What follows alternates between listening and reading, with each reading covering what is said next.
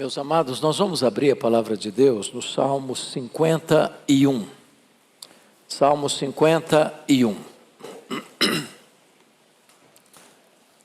Faremos a leitura de todo esse texto, versos de 1 a 19. Salmo 51. Está escrito assim: compadece-te de mim, ó Deus, segundo a tua benignidade, e segundo a multidão das tuas misericórdias, apaga as minhas transgressões. Lava-me completamente da minha iniquidade e purifica-me do meu pecado.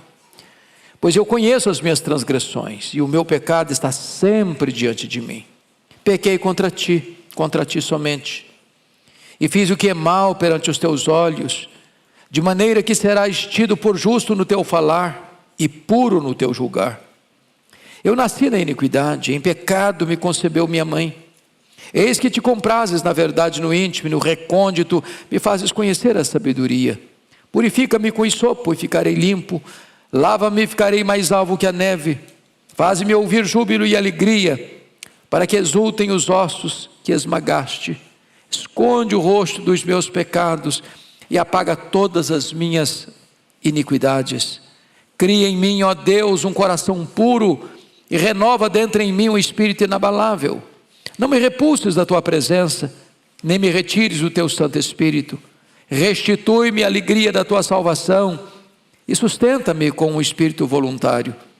Então ensinarei aos transgressores os teus caminhos, e os pecadores se converterão a ti. Livra-me dos crimes de sangue, ó Deus, Deus da minha salvação, e a minha língua exaltará a tua justiça. Abre, Senhor, os meus lábios, e a minha boca manifestará os teus louvores. Pois não te comprases em sacrifícios, do contrário eu os daria. E não te agradas de holocaustos. Sacrifícios agradáveis a Deus são o espírito quebrantado, o coração compungido e contrito. Não o desprezarás, ó Deus. Faze bem a Sião, segundo a tua boa vontade. Edifica os muros de Jerusalém. Então te agradarás dos sacrifícios de justiça, dos holocaustos e das ofertas queimadas, e sobre o teu altar se oferecerão novilhos. Amém. Eu quero então conversar com vocês sobre arrependimento, a porta de entrada da restauração. Bom, é sabido de todos vocês que esse salmo é um salmo de confissão de Davi, um salmo de contrição, e o pecado que ele confessa aqui é especificamente o pecado que ele cometeu adulterando com Batseba, mulher de um dos seus soldados, chamado Urias. E ele, ao ter aquele relacionamento extraconjugal, a mulher manda avisá-lo: eu estou grávida. E a única palavra que Batseba profere em todo o enredo é esta: estou grávida. Sabendo disto, Davi tem um problema, porque o marido desta mulher está em guerra e não tem prazo para voltar para casa. E a gravidez tornar-se evidente, e todo mundo queria saber o que está acontecendo. Então Davi resolve ter 4 atitudes, né? Primeiro ele viu, depois ele cobiçou, depois ele adulterou, depois ele tentou esconder o seu pecado. Quais foram as 4 atitudes que ele tomou? Primeiro, dar férias ao marido de Batseba. Ele pensou: vai resolver o problema. Ele vai voltar para casa, vai se relacionar com a mulher, está tudo resolvido. Segundo plano, plano B, já que o plano A não funcionou, eu vou dar um banquete ao marido de Batseba, e vou embebedá-lo, porque bêbado ele vai voltar para casa, nem vai saber o que vai acontecer. Também não funcionou. Plano C, encomendar a morte do marido de Batseba.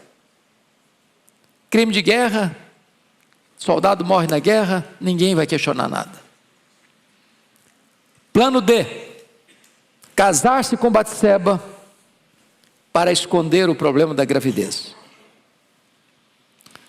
Tudo parecia perfeito, nenhuma ponta solta, tudo bem guardado no segredo. Só não contava com uma coisa. A Bíblia diz: porém esta coisa que Davi fez pareceu mal aos olhos do Senhor. O que Deus fez? Deus mandou o profeta Natã à casa dele. E o profeta era um homem de mente criativa. Ele sabia fazer uma abordagem direta para alcançar o coração do rei. E ele chega contando uma história que não tinha nada a ver com o problema do rei. Ele conta uma história de que havia um fazendeiro com muitas reses, com muitas ovelhas, e havia um pobre vizinho dele que só tinha uma cordeirinha, que ele comprara e criara com os filhos, que comia do bocado dele, que bebia no copo dele. E aí esse homem fazendeiro recebe uma visita, e resolve, em vez de matar uma das suas reses para fazer o jantar para o seu ilustre visitante, vai lá na casa do pobre, mata a única cordeirinha do pobre para fazer o jantar para o visitante. Isso provoca a ira de Davi. E ele diz: esse homem tem que morrer. E mais, ele tem que devolver ou pagar 4 vezes mais pela cordeirinha que ele matou, que ele pegou do seu vizinho pobre. E Natã, que não tinha medo, não era um profeta da conveniência, botou o dedo no nariz do rei e disse: tu és o homem. E Davi pagou 4 vezes. Primeiro, que o filho do adultério morreu. Segundo, porque Absalão matou Aminon. Terceiro, porque Joabe matou Absalão. E quarto, porque Salomão matou Adonias. Davi sentenciou a si mesmo e teve que pagar a conta. Ele só não morreu porque Deus perdoou o seu pecado. E esse salmo, ele vai contar para nós como é que foi esse processo do arrependimento, a porta de entrada da restauração. Então chama atenção para alguns fatos. Primeiro, a absoluta necessidade do arrependimento. Diz o texto bíblico que nesse período que ele ficou calado, guardando esse segredo, seus ossos envelheceram.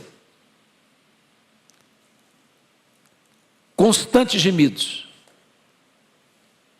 senso da distância de Deus, ou da mão esmagadora de Deus sobre ele.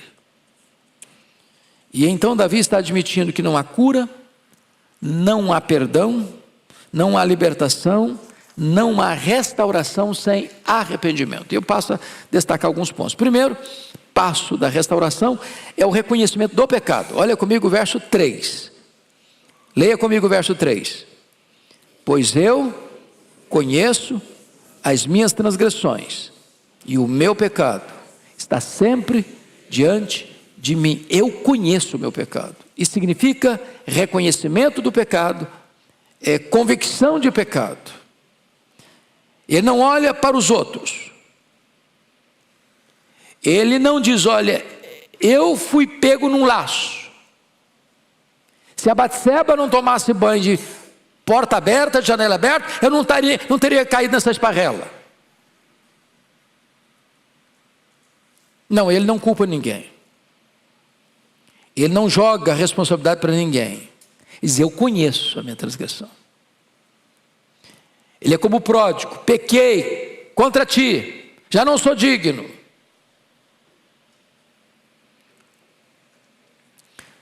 Meus irmãos, o ponto básico é o seguinte: o mundo hoje faz de tudo para você não encarar você mesmo. O mundo hoje oferece 1000 alternativas para você não ter que confrontar a sua própria alma, para você botar uma cortina de fumaça e não reconhecer o seu erro, o seu pecado, a sua transgressão. Mas esse é o primeiro caminho da restauração, é você dizer: eu pequei, eu conheço o meu pecado, eu conheço a minha transgressão. Segundo passo da restauração é o reconhecimento da natureza daquilo que nós fizemos. Então veja comigo, por favor, os versos 1 e 2. Vamos ler comigo? Vamos juntos? Compadece-te de mim, ó Deus, segundo a tua benignidade, segundo a multidão das tuas misericórdias, apaga as minhas transgressões, lava-me completamente da minha iniquidade, purifica-me do meu pecado. Chama a sua atenção para 3 palavras aí. A primeira delas, no verso 1, é a palavra transgressão. E a palavra transgressão significa rebelião, É uma revolta contra uma autoridade. Em outras palavras, Davi está dizendo que o pecado que ele cometeu de adultério com Batseba foi um pecado de rebelião contra a autoridade de Deus. Ele foi governado não por Deus, ele foi governado pela sua lascívia, pelo seu desejo, cobiça, impureza, lascívia. Segunda palavra que ele descreve aí da natureza do que ele fez está no verso 2. Lava-me completamente da minha iniquidade. Iniquidade é aquilo que é perversão, que é sujo, que é feio, que é indigno, que é vergonhoso, que é impuro. E terceiro, pecado, que é errar o alvo, é pisar fora do caminho, é perder o foco da vida. Então, antes de você ser restaurado, você precisa entender o que você fez, a natureza daquilo que você fez. É uma rebelião contra Deus, é algo sujo, é algo que tira você do caminho reto da santidade. Terceiro lugar, terceiro passo da restauração é confessar que tudo isso é feito contra Deus e diante de Deus. Versículo 4, leia comigo, por gentileza. Vamos juntos? Pequei contra ti somente, e fiz o que é mal perante os teus olhos, de maneira que serás tido por justo no teu falar e puro no teu julgar. E aí você pergunta, mas não estou entendendo, porque ele adulterou com Batseba, ele acabou com a vida dela, arrebentou com a vida dela e com a família dela. Segundo, ele pecou contra o marido dela, e não só pecou contra o marido dela, mandou matar o marido dela. Ele pecou contra a família dele. Ele pecou contra a nação dele. Porque muitas pessoas foram mortas em virtude desse pecado. Mas ao confessar, ele vai dizer que contra ti somente eu pequei. O que ele está querendo dizer é que qualquer pecado na horizontalidade da vida implica, em primeiro lugar, um pecado na verticalidade da vida. Primeiro você peca contra Deus. Primeiro você se rebela contra Deus. Primeiro você abandona a lei de Deus. Primeiro você deixa de lado toda a consciência das exortações de Deus. Você rompe com todas essas barreiras antes de render-se ao pecado. Então Davi viola a sua consciência. Davi desobedece a palavra de Deus, Davi ultraja a santidade de Deus, Davi escarnece do amor de Deus, Davi pisa na graça de Deus, Davi cospe na bondade de Deus. Isso é que significa pecado. Quarto lugar, quarto passo da restauração é o reconhecimento de que nós não temos nenhum direito ou desculpa para pecar. Confira comigo o verso 4b, que nós já lemos e leremos de novo. Parte B. De maneira que serás tido por justo no teu falar, por teu julgar. Esse é o primeiro ponto do reconhecimento. Que quando o pecador é igual um Saul da vida, que quando ele é apertado no seu pecado, não, mas ele dá uma desculpa, não, mas não é bem assim, não, mas eu não fui culpado, bom, mas outras pessoas também foram culpadas, eu errei, mas mais gente errou também, eu não errei tanto quanto os outros. Ele está percebendo que não tem convicção de pecado. Aqui Davi está dizendo, o Senhor é justo, eu pequei, eu transgredi, então o Senhor é justo no teu falar, é puro no teu julgar. Ele não dá desculpa. Ele reconhece o seu erro. Quinto passo da restauração é reconhecer que a sua natureza é essencialmente má. Olha comigo o versículo 5. Leia comigo. Eu nasci na iniquidade, e em pecado me concebeu minha mãe. Meus irmãos, isso é tão importante para entender, porque nós vivemos numa sociedade que tenta dizer para você, você não é culpado, você é uma vítima. Você é uma vítima do sistema. Então o culpado é o outro. O culpado é a criação que você teve, o culpado são as leis muito rígidas, o culpado é que a minha mulher também não foi muito legal de deixar a janela aberta, o culpado é todo mundo, menos eu. Reconhecer que o seu problema não está fora, está dentro de você. Não é o meio, é o seu coração. Não é a Batseba nua, é o coração de lascívia. Não é a janela aberta, é a cobiça dos olhos. Então, o problema não está fora de você, o problema está dentro de você. Não é uma questão sendo apenas do que eu faço, é quem eu sou. Não é o mundo, é o meu coração. Não é a pornografia, o meu coração lascivo. Então esse homem está chamando para si a responsabilidade do seu problema. Esse é o primeiro portal da restauração. Vamos ao segundo ponto. O profundo anseio pelo perdão de Deus. Em primeiro lugar, é preciso ter profunda consciência de seu estado e de sua condição. Leia comigo agora o verso 1, por gentileza. Vamos juntos. Compadece-te de mim, ó Deus, segundo a tua benignidade e segundo a multidão das tuas misericórdias, apaga as minhas transgressões. Agora preste atenção, ele está fazendo um pedido: tem misericórdia de mim. Esse apelo, esse pedido é feito por alguém que se sente miserável, falido, arruinado, desesperado, não tendo nada. Ele é um homem rico, ele é o rei, ele é poderoso, ele é famoso, mas ele está completamente desolado. E aqui que começa o caminho da restauração. A não ser que o pecador chegue a esse estado, não tem restauração. Não tem. Segundo, é preciso ter um profundo desejo do perdão divino. No verso 1 ainda diz: segundo a multidão das tuas misericórdias, apaga as minhas transgressões. Também eu não mereço, eu preciso da multidão das tuas misericórdias. E o que é misericórdia? É lançar o coração na miséria do outro.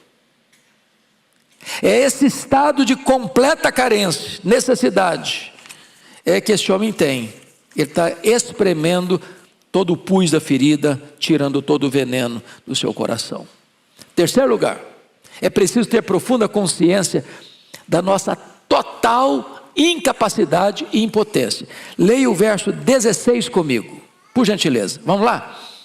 Pois não te comprases em sacrifícios, do contrário os usaria, e não te agradas de holocausto. O que ele está querendo dizer? Oh Deus, se o problema fosse apenas um ritual religioso, se fosse um volume de oferta, a quantidade de dinheiro que eu vou botar no gasofilácio, ou a quantidade de ovelhas, ou de bois, ou de cabritos, ou de animais que eu vou levar para imolar e oferecer em holocausto, estava resolvido.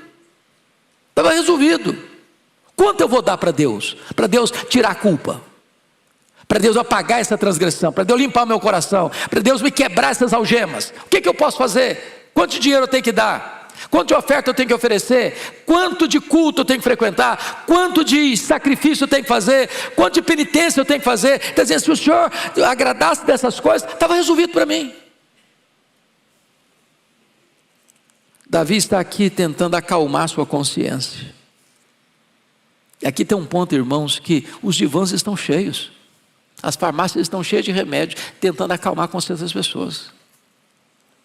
Mas nada tira a culpa, a não ser que se arrependa, a não ser que se confesse, a não ser que se deixe o pecado. Nada pode tratar da consciência acusada, açoitada pela culpa. Somente o arrependimento. Quarto lugar, é preciso ter uma nova atitude na presença de Deus e para com Deus. Verso 17, vamos dar uma olhadinha aí? Comigo, todo mundo? Sacrifícios agradáveis a Deus são espírito quebrantado, coração compungido e contrito, não o desprezarás, ó Deus. O que ele está dizendo é o seguinte: diante do pecado, não há qualquer ritual religioso que possa resolver. A pompa dele, o tamanho dele, a abundância daquilo que se oferece. Nessa conjuntura, o único sacrifício que agrada a Deus é o coração quebrado. É o arrependimento verdadeiro. É a humilhação diante da poderosa mão de Deus. É isso que ele está dizendo. E aí, meus amados irmãos, é importante entender algo aqui. Alguém já disse que o diabo tem duas atitudes em relação ao pecado de um crente. A primeira atitude é essa: peca. Vai, experimenta, faça. Vai ser bom, você vai ter prazer. Você vai curtir muito.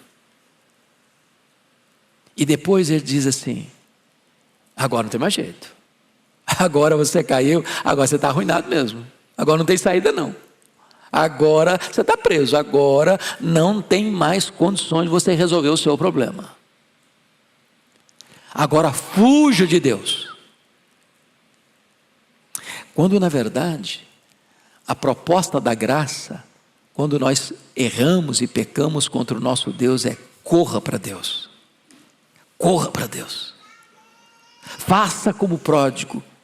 Levantar-me-ei, irei ter com meu Pai. Corra para os braços de Deus. Não tente fugir de Deus. Ele é misericordioso. Ele é compassivo.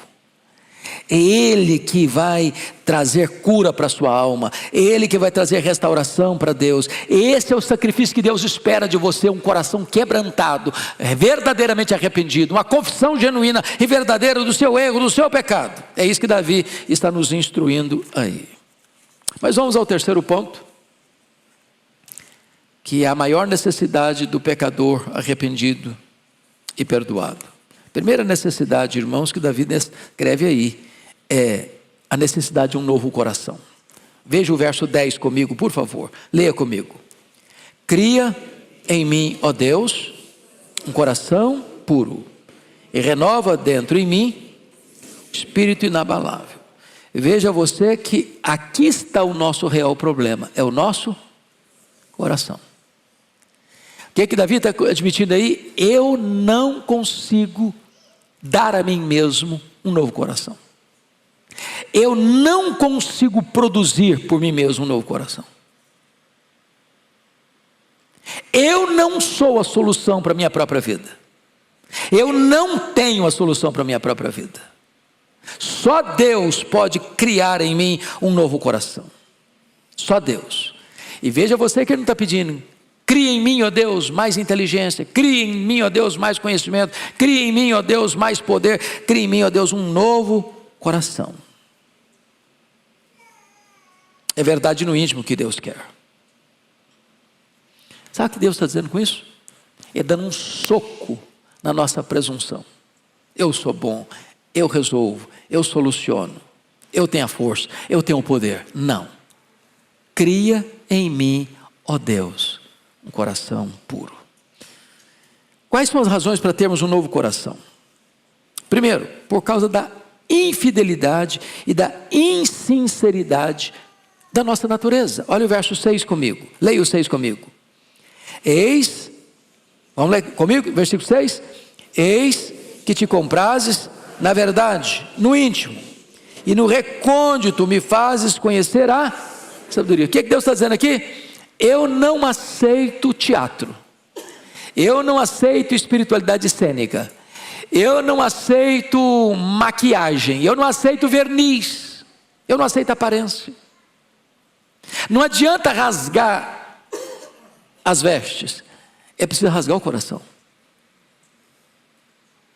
Não adianta lágrimas de crocodilo. Eu estou vendo o coração. Eu conheço o coração. Eu quero verdade no íntimo. Eu quero honestidade.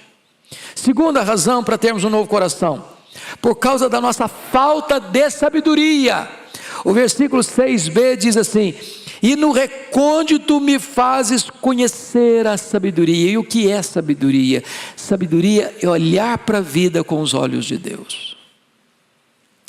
Dizem os entendidos que o homem gosta de olhar e a mulher gosta de ser olhada.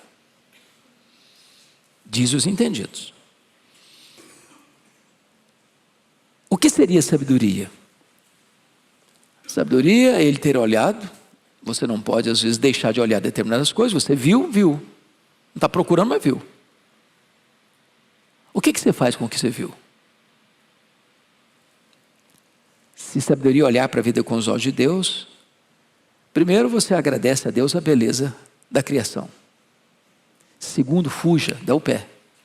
porque essa beleza não é para você, não lhe pertence. Mas falta de sabedoria o que é? É desejar o que você não pode, é querer apropriar-se do que você não tem, e é fazer isso da pior maneira. Por isso ele está pedindo o quê? Sabedoria. Porque não adianta também apenas você sair de uma e cair noutra enrascada ali na frente. Eu nunca me esqueço de um fato que me marcou muito. Eu fui convidado para pregar certa feita, pastor Arival. Eu não vou citar a cidade, obviamente, nem o santo. Mas eu chego lá, o pastor que me convidou, em vez de me levar, que estava tudo acertado para ficar na casa dele, me levou para um hotel.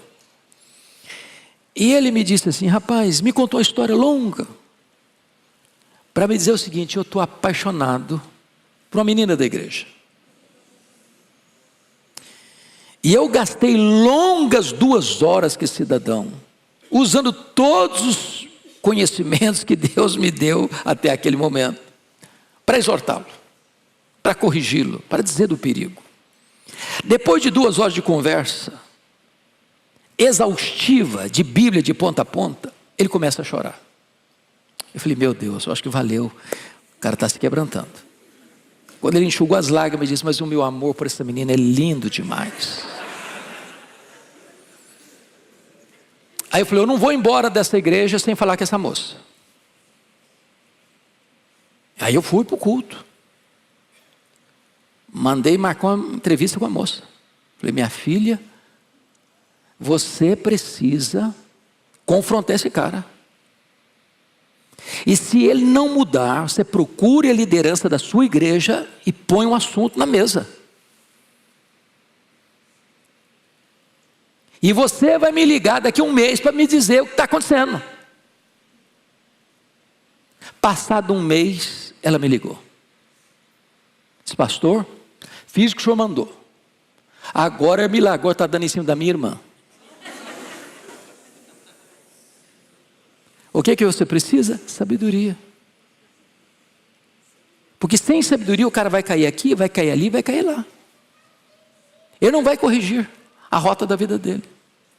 Claro que o cidadão está fora do ministério. Claro. Falta o quê? Sabedoria. Olhar para a vida com os olhos de Deus. Terceira razão por que você e eu precisamos do novo coração: por causa da nossa incapacidade de mudarmos a nós mesmos. Crie em mim, ó Deus, o Senhor cria em mim um coração novo, ou eu vou ter esse coração perverso, problemático, cheio de cobiça.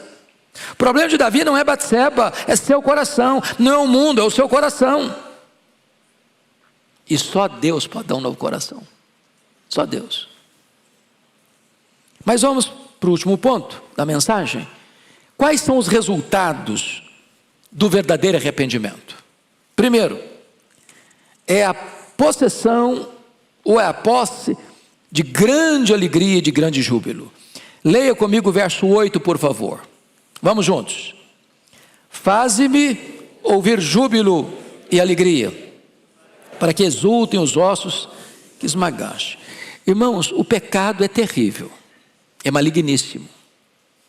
O pecado é pior do que a morte, do que a doença, do que a pobreza, do que o sofrimento. Esses males todos não podem nos afastar de Deus, mas o pecado afasta. O pecado traz sofrimento, é como um osso quebrado. Ele está dizendo aqui, com o osso esmagado. E você que já tomou algum tombo, já sofreu algum acidente, já fraturou algum osso do seu corpo, você sabe quanto dói. Dói muito. Ele diz que o pecado tem o mesmo efeito, provoca a mesma dor de um osso quebrado, de ossos esmagados. E o que ele está pedindo para Deus? Deus, agora eu quero alegria, Senhor, porque não tem alegria no pecado. O pecado é uma fraude, é um engodo, E vai prometer alegria e dar pesar, vai prometer liberdade, vai escravizar, vai prometer vida e vai matar. O pecado vai levar você mais longe que você gostaria de ir, vai reter você mais tempo que você gostaria de ficar, e vai lhe custar um preço muito mais caro que você gostaria de pagar. Quando há perdão, há alegria. Mas notem comigo ainda o versículo 12. Olha o 12 comigo. Vamos ler juntos? Toda a igreja? Restitui-me a alegria da tua salvação e sustenta-me com espírito voluntário. Preste atenção que Davi não pede a restituição da salvação. Esta é uma convicção que nós temos à luz das Escrituras, que salvação é uma dádiva de Deus, que Deus dá e não toma de volta. Preste atenção aqui. Um crente, e Davi era um homem crente. Alguém tem dúvida disso? Um crente. Um crente pode, não deve, pode cair em pecado. Mas se é crente, ao ser confrontado, ele vai se arrepender. Quando um crente peca, ele não perde a salvação. Ele perde o quê? A alegria da salvação. Não é possível estar em pecado e ao mesmo tempo estar com alegria da salvação.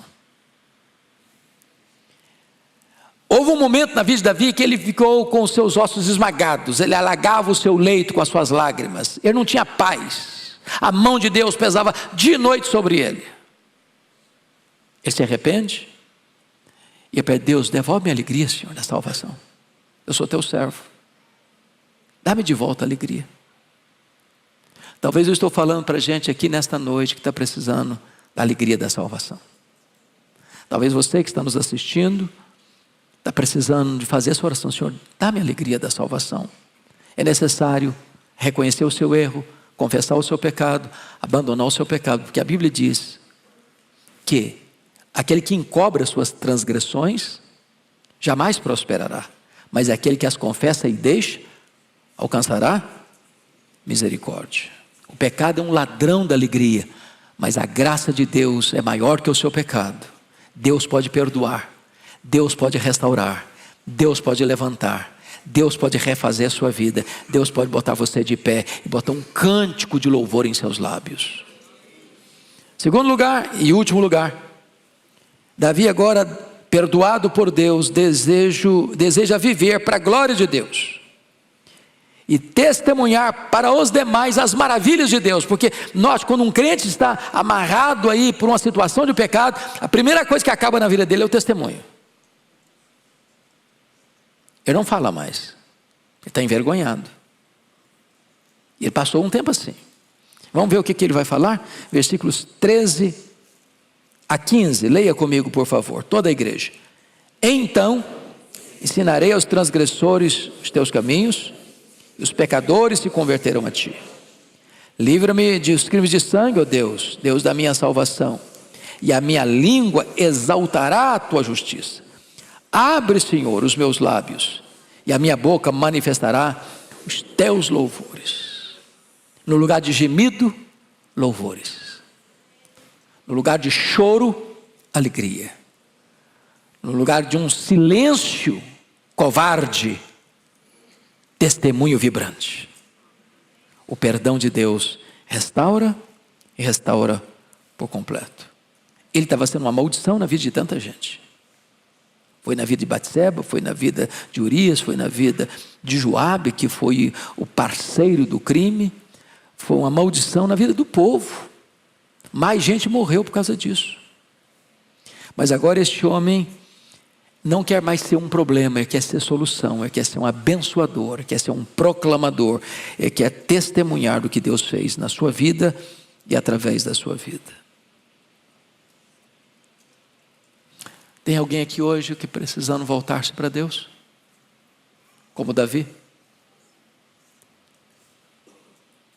Tem aqui hoje alguém precisando desta restauração de Deus? Como Davi? Não fuja, não negue, confesse. Arrependa-se, abandone o pecado. O arrependimento é o único caminho de restauração. E o perdão de Deus é completo, é perfeito, é cabal. A Bíblia diz que Deus perdoa os nossos pecados e deles não mais se lembra. A Bíblia diz que Deus desfaz os nossos pecados como a névoa. A Bíblia diz que Deus lança os nossos pecados nas profundezas do mar. E ninguém mais pode rebuscar este poço. A graça de Deus é maior que o nosso pecado. A ponto de o filho de Batseba com Davi ser o sucessor de Davi, Salomão, o homem mais sábio do seu tempo.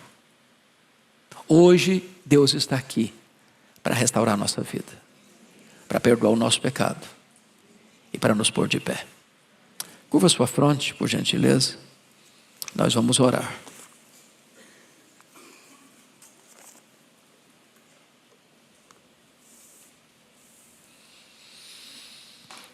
Senhor Deus, nós estamos aqui na Tua presença. Nós somos pecadores. Temos feito aquilo que é mal perante os Teus olhos. Temos transgredido a Tua lei. Temos falado aquilo que não convém. Temos agido de maneira tantas vezes equivocada. Tantas vezes temos nos omitido covardemente de agir na hora necessária. Tantas vezes abrigando em nosso pensamento aquilo que entristece o Espírito Santo. Ó Deus, tem misericórdia de nós. Perdoa-nos. Purifica-nos com o sopo, ficaremos limpos, mais alvos do que a neve. Lava-nos no sangue do Cordeiro. O sangue de Jesus que nos purifica de todo o pecado. Remove agora o peso da culpa, Senhor. Afasta as acusações de Satanás, os dardos inflamados do maligno. Dá-nos a bênção nesta noite de apropriarmos-nos do Teu perdão. No lugar do gemido, põe nos nossos lábios um cântico de louvor. Devolve-nos, ó Deus, a alegria da salvação. Abre os lábios do Teu povo para testemunhar da Tua graça maravilhosa, que é melhor do que a própria vida e é maior do que o nosso pecado. Visita a Tua igreja com a consolação da Tua graça, com a riqueza da Tua misericórdia e com a abundância do Teu perdão. Nós oramos com gratidão por Tua bondade, em nome de Jesus. Aleluia.